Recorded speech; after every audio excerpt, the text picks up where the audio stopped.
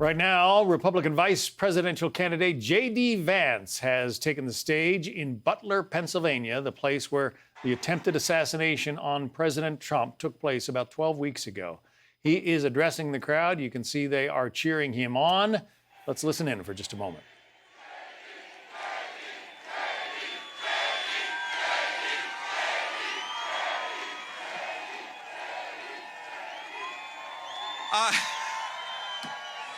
What an amazing crowd. What an amazing day. And my friends, in 31 days, this state, starting with Butler, is going to turn red, and we're going to send Donald Trump back to the White House.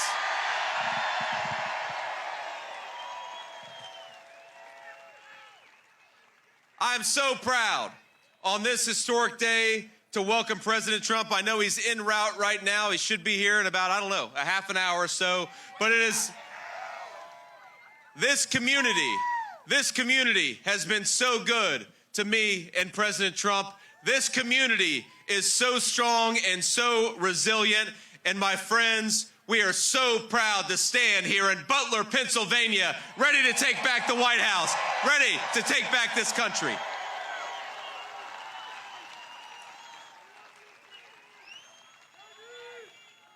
Now, 84 days ago, of course, on this very field, an assassin tried to fill our hearts with terror. But we're here to say we can't be intimidated. We cannot be stopped. We won't be denied. We will make America great again, and we're going to do it together.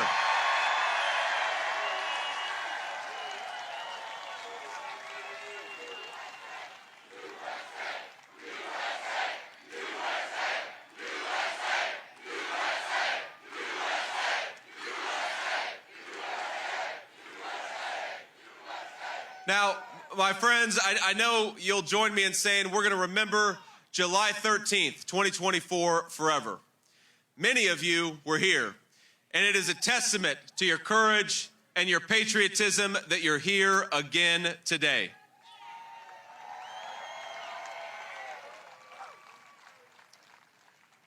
Now, you heard the shots. You saw the blood. We all feared the worst. But you knew everything would be okay when President Trump raised his fist high in the air and shouted, "Fight, fight."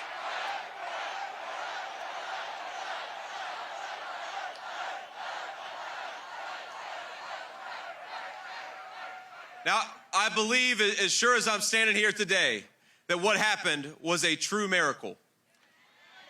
And on that day, America felt the truth of Scripture. Though I walk through the valley of the shadow of death, I will fear no evil, for you are with me.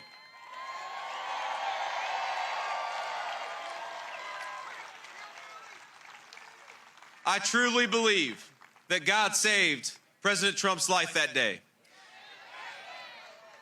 And I believe that God is with us right now and watches over this incredible nation every single day.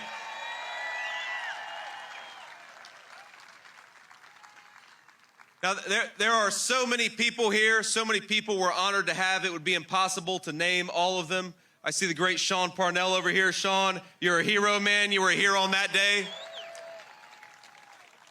We're joined by many first responders, elected officials, and other distinguished guests. And as we gather on these grounds, once again, my friends, we especially thank God for the two great Americans who were wounded and survived in July. That's David Dutch and James Copenhaver. God bless you guys.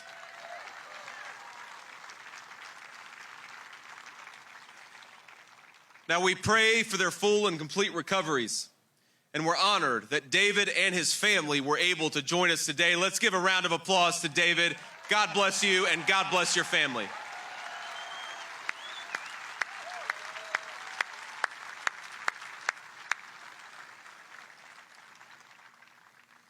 But our hearts are heavy with sadness, knowing that there's one hero who's not here with us today, and that's, of course, the great Corey Compertore.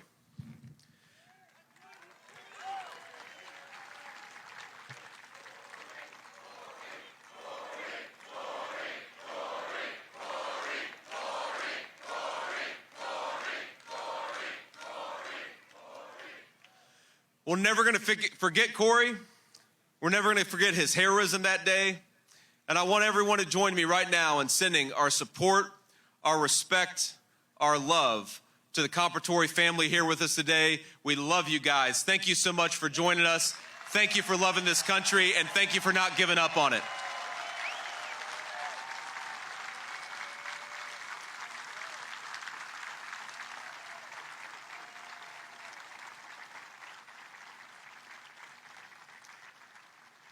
Now, after the heartache of that day, our nation hoped to turn a page. We hoped that our opponents would remember that before we are Democrats or before we are Republicans, we are Americans. But sadly, our opponents have not heeded Abraham Lincoln's words and listened to the better angels of our nature.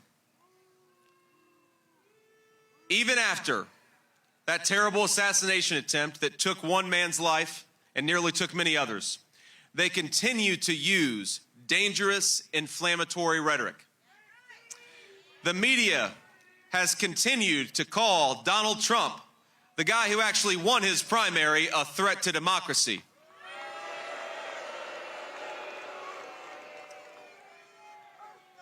A Democrat senator called Donald Trump an existential threat to our democracy.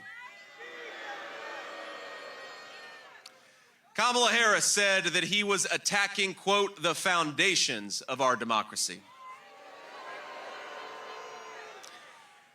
And I think you all will join me in saying to Kamala Harris, how dare you talk about threats to democracy? Donald Trump took a bullet for democracy. What the hell have you done?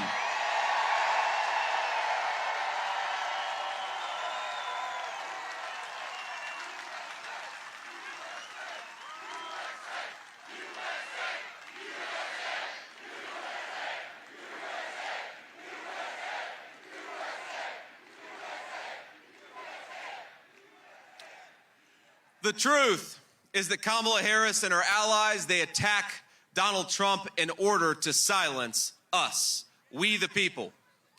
They have declared war explicitly on the First Amendment to the United States Constitution. Kamala Harris proudly says she wants to censor the internet, and Tim Walz said there is no guarantee to free speech. What do we think about that? But we all know, my friends, we all know that censorship is only the first step. Just look at everything they've done to President Trump. First, they tried to silence him. When that didn't work, they tried to bankrupt him. When that didn't work, they tried to jail him. And with all the hatred they have spewed at President Trump, it was only a matter of time before somebody tried to kill him. And that's exactly what happened, not just here in Butler, Pennsylvania, but just a few weeks later in Florida. 3 weeks ago, while these guys still go out there and attacking him as a threat to democracy, another gunman armed with an AK-47 style rifle tried to finish the job.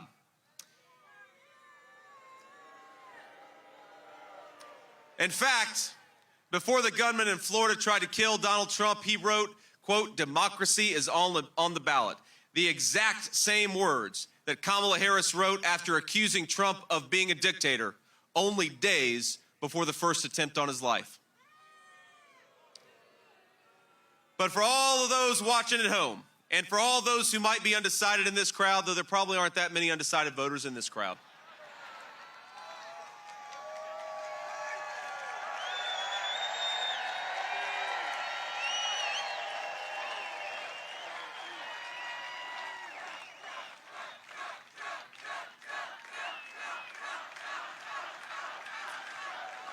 I want to say, you know what's so incredible?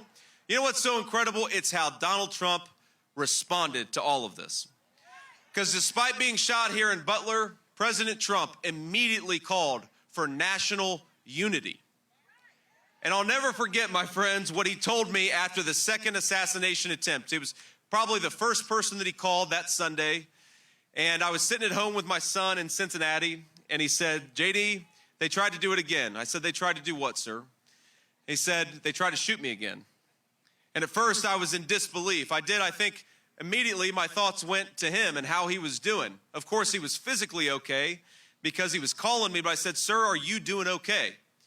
And of course, President Trump, in his President Trump way, said, "Yeah, I'm doing fine. You know, I'm a little pissed off because I was about to make a dirt birdie on the 6th hole and they wouldn't let me finish."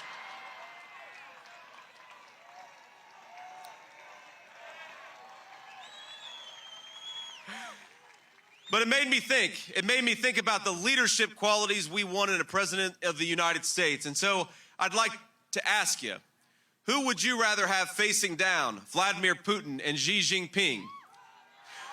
Someone who is afraid of interviews with the friendly American media, or someone who faces down two assassins and returns triumphantly to the very place that he got shot?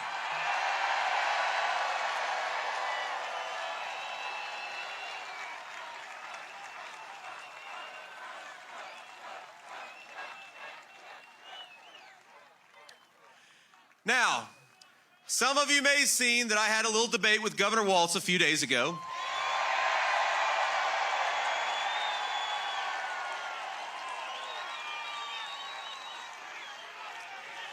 And I have to admit, I may be the only person in Butler, Pennsylvania that feels that way, but I feel a little bad for Tim Walz, if I'm being honest with you. Because Tim Walz has to defend the indefensible. He has to act like Kamala is going to drive down inflation, bring up wages and bring back jobs and restore peace, the very peace that she destroyed. Well, I hate to break it to you, Tim, but everyone knows the truth. Kamala caused every single one of those problems because Kamala's day one in the White House was 1,400 days ago. Never let her lie to you and pretend that she's going to do something great. She's been in power for 3.5 years and she hasn't done a damn thing.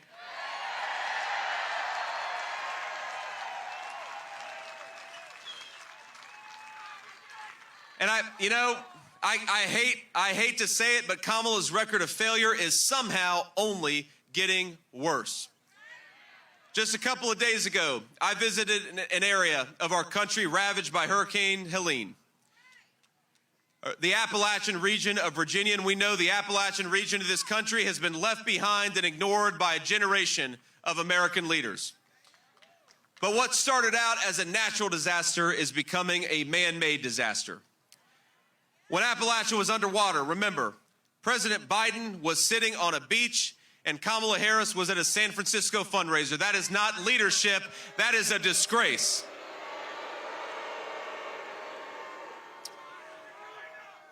And now we're seeing reports that deployments of the military and the National Guard are moving at a snail's pace. My friends, who the hell is running this country right now? Because it sure isn't Joe Biden, it sure isn't Kamala Harris. The Harris administration has given billions of dollars to foreign countries and illegal aliens. But now they swoop in and they promise $750 to American citizens who have lost everything. To everybody watching, to everybody at this rally, I want to say, I promise you, when Donald J. Trump is back in the White House, we're going to have a president that puts America first.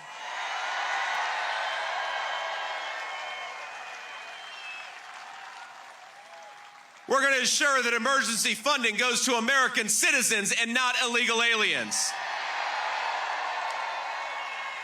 We're going to create record prosperity with low inflation and rising take-home pay. We're going to secure that southern border, stop the drug trafficking, and send illegal aliens back home where they belong. We're going to drive down the cost of housing, drive down the cost of gas, drive down the cost of groceries, and we're going to clean up our streets to make America safe again. And whether we agree or disagree with you, we will always defend your God-given right to speak your mind without fear of censorship, violence, or persecution.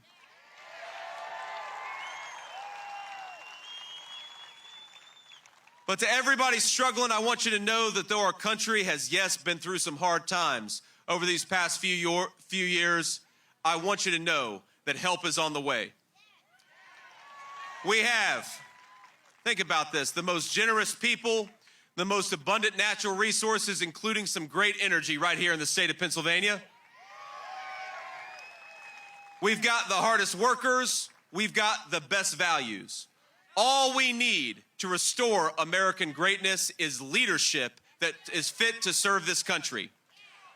So more than anything, I'd like all of us to leave this incredible community with a message of hope.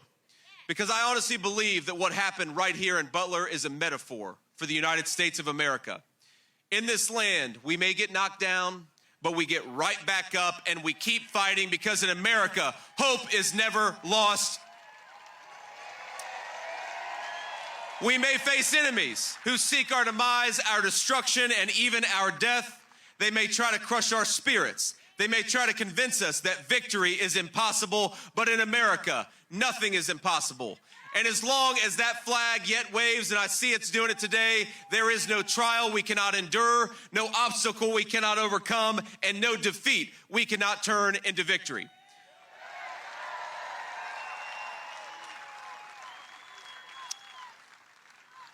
On this field, at this exact spot nearly 3 months ago, we thought President Trump was going to lose his life. But God still has a plan for him, just like he still has a plan for the United States of America.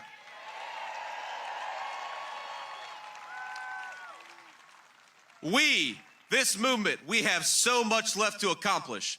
And after the dark nights of trial, when the sun rises again, our flag is still going to be there, and nothing will stop the United States of America.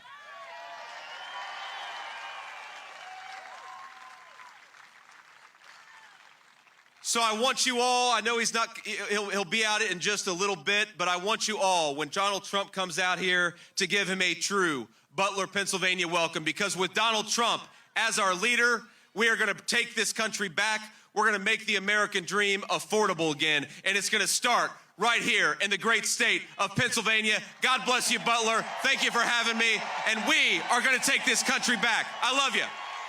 Click here to subscribe to the Fox News YouTube page to catch our hottest interviews and most compelling analysis. You won't get it anywhere else.